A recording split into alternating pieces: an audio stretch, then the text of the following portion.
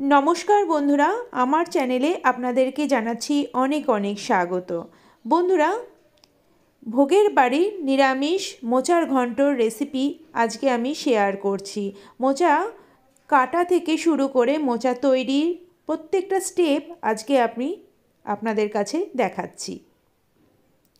प्रथमे मोचाटाके काटते हबे। मोचा काटार जोन्नो देखुन आमी एखाने एकटा बड़ो साइजेर मोचा निये नियेछि। मोचा এইভাবে আমরা প্রথমে এর পাখনাগুলোকে ছাড়িয়ে নেব। এবার এই যে ফুলগুলোকে নিয়ে নেব। এই ফুলের থেকে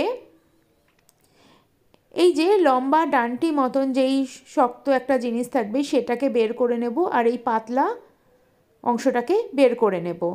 এইভাবে প্রত্যেকটা ফুল থেকে আমি বের করে নিচ্ছি। মোচাতে থাকে প্রচুর পরিমাণে আয়রন। আমাদের শরীরের জন্য কিন্তু মোচা ভীষণই ভালো। দেখতে পাচ্ছেন এইভাবে আমি পুরো উপরের দিক থেকে কেটে ফেলে বের করে নিয়েছি। এরপরে ভিতরের অংশগুলো আমি নিচ্ছি।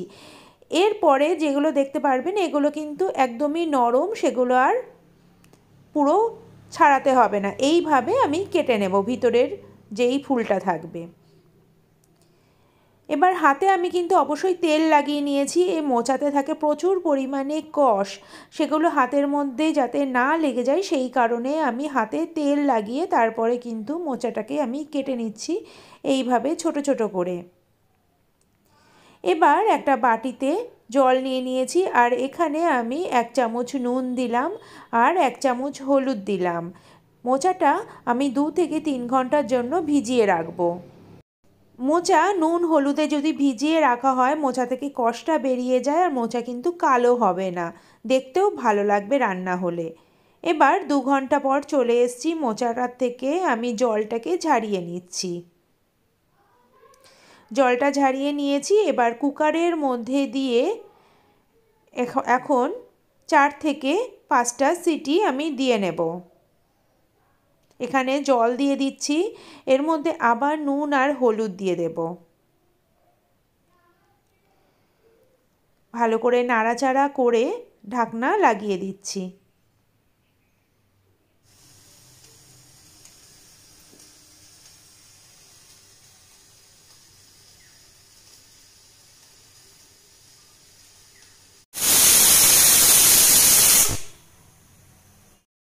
মোচা সিদ্ধ হতে হতে দেখিয়ে দিচ্ছি মশলাগুলো। এখানে আমি 2 চামচ গোবিন্দভোগ চাল জলে ভিজিয়ে রাখবো আধ ঘন্টার জন্য। আধ ঘন্টা পরে চালটা মিক্সিতে দিয়ে ফাইন পেস্ট বানিয়ে নিচ্ছি। এটা আমি পরে দেখিয়ে দেব এটা কিভাবে আমাদের মোচা রান্না করতে লাগবে। এবার মশলা নিচ্ছি। এখানে বাটির মধ্যে 1 চামচ জিরের গুঁড়ো নিলাম, 1/2 চামচ ধনের গুঁড়ো, 1/2 চামচ নিলাম হলুদ গুঁড়ো, নিলাম নুন আর দেব কাশ্মীরি লঙ্কার গুঁড়ো যাতে কালারটা বেশ ভালো লাল লাল হয়, আর দিলাম 1/2 চামচ আদা বাটা।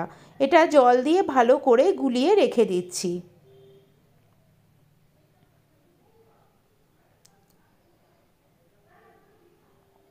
এবার কুকারের থেকে মোচাটা বের করে নেব। খুব ভালোভাবে সিদ্ধ হয়ে গেছে। এবার জলটাকে ঝারিয়ে নেব। একটা স্ট্রেনারের সাহায্যে জলটাকে পুরো ভালো করে ছাড়িয়ে নিচ্ছি। এবার হাতার সাহায্যে এটাকে ভালো করে চেপে চেপে জলটাকে বের করে নেব। খুব ভালো করে জলটা ঝারিয়ে নিলে কষ ভাবটা থাকবে না আর খেতেও কিন্তু বেশ ভালো হবে। এবার কড়াইতে আমি 3 থেকে 4 চামচ তেল দিলাম। তেলটা ভালোভাবে গরম হয়ে গেলে এখানে শুকনো লঙ্কা, দারচিনি, লবঙ্গ আর এলাচ ফোড়ন দিলাম। এলাচটা ফাটিয়ে নিয়েছি আর 1 চামচ জিরে ফোড়ন দিলাম। ফোড়নগুলো ভালো করে ভাজা হয়ে গেলে এখানে ডুমো করে কাটা আলু দিয়ে দিলাম আর নুন দিয়ে ভালো করে ভাজতে দেব। গ্যাসের ফ্লেমটাকে কমিয়ে ঢাকা দিয়ে দিচ্ছি। কিছুক্ষণ পরে আবার নাড়াচাড়া করব ভালো করে। আলুটা কিছুটা ভাজা হয়ে যাওয়ার পরে মশলাটা দিয়ে দিলাম। ভালো করে কষতে দেব মশলাটা। এবার টমেটো আর কাঁচা লঙ্কা দিলাম। দিয়ে এটাকে খুব ভালো করে কষিয়ে নেব। টমেটোটা নরম হতে হতে আলুটাও সিদ্ধ হয়ে যাবে। দেখুন এখানে আমার ভালো মতন সমস্ত মশলাটা কষে গেছে, এখানে আলুটাও কিন্তু একদম ভালোভাবে সিদ্ধ হয়ে গেছে। এখন দেব 2 থেকে 3 চামচ নারকেল কোড়া। নারকেল কোড়া এই অবস্থায় দিলে কিন্তু রান্নার টেস্টটা ভীষণই ভালো হয়। আর নিরামিষ মোচার ঘন্টে নারকেল কোড়াটা কিন্তু ভীষণই ভালো লাগে। অবশ্য আমি পরেও কিছুটা কাঁচা নারকেল কোড়া আমি দেব। এখানে ভালো মতন কষিয়ে নিলাম, তেল বেরিয়ে এসছে। এবার মোচা সিদ্ধটা দিয়ে দিচ্ছি। এবার ভালো করে নাড়াচাড়া করব। গ্যাসের ফ্লেমটা মিডিয়ামে রেখে ভালোভাবে মোচাটাকে কষাবো, মোচার থেকে যাতে জল কোনো রকম না থাকে। এই অবস্থায় দেব গোবিন্দভোগ চাল বাটাটা। এবার দিলেই আপনারা বুঝতে পারবেন চাল বাটাটা দেওয়ার পরে রান্নাটার টেক্সচারটাই কিন্তু একদম পাল্টে যাবে। বুঝতেই পারছেন, মোচার মধ্যে যদি অনেক সময় রান্না করার পরে জল বেরিয়ে আসে, এই চাল বাটাটা দিলে কিন্তু কোনো রকম আর জল বেরোবে না। আর তার সাথে সাথে গোবিন্দভোগ চালের একটা খুব সুন্দর গন্ধ বেরাবে। এবার নিরামিষ রান্না যেহেতু, এর মধ্যে দিয়ে দিলাম 1 চামচ চিনি, দিয়ে বেশ ভালোভাবে নাড়াচাড়া করলাম। চিনির পরিমাণটা অবশ্যই আপনাদের নিজেদের টেস্ট অনুযায়ী দেবেন। এখানে খুব ভালো করে নাড়াচাড়া করছি। দেখতে পাচ্ছেন মোচাটা বেশ সুন্দর একটা টেক্সচার হয়েছে। আর সবার শেষে দিচ্ছি গরম মশলার গুঁড়ো। ব্যাস আমার রান্না কিন্তু কমপ্লিট। এটাকে খুব ভালো করে নাড়াচাড়া করব। আপনাদের যদি পছন্দ হয় আপনারা এর মধ্যে 1 চামচ ঘি দিয়ে দেবেন। নিরামিষ রান্নায় ঘি দিলে কিন্তু বেশ ভালো লাগে, কিন্তু আমাদের যেহেতু একটু হেলথের প্রবলেমের জন্য আমি ঘিটাকে অ্যাভয়েড করছি।